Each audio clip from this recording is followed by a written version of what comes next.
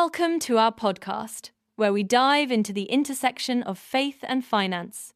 Today, we're exploring how the Bible views love and money. Dr. Thomas, the Bible seems to emphasize love over money, doesn't it? Absolutely. The Bible is clear on prioritizing love.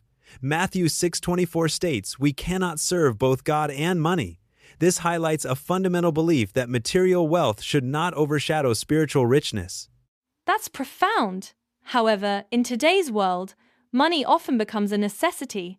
How do you see this balance playing out in real-life scenarios? In practice, it's about intention.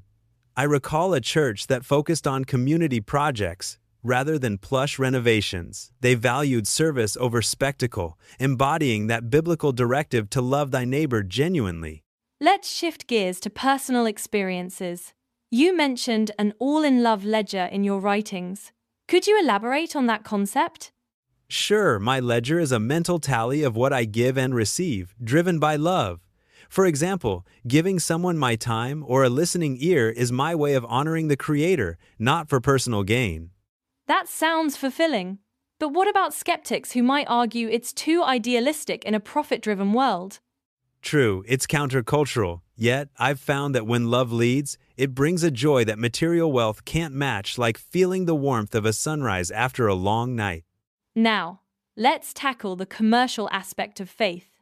Many faith-based enterprises monetize their messages. How do you reconcile this with scriptural teachings?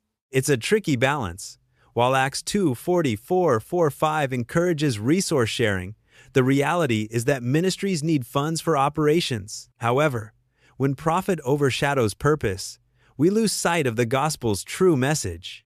Some argue that commercialization can enhance reach and influence. What's your take on this? Reach is essential, yet it should never come at the cost of authenticity. We must ensure that love remains the core message, not just a tagline for marketing strategies. Finally, let's discuss solutions. How can individuals and organizations foster love-centric economics in everyday life? It begins with auditing our motives. Are we buying spiritual products for genuine growth or brand inclusion?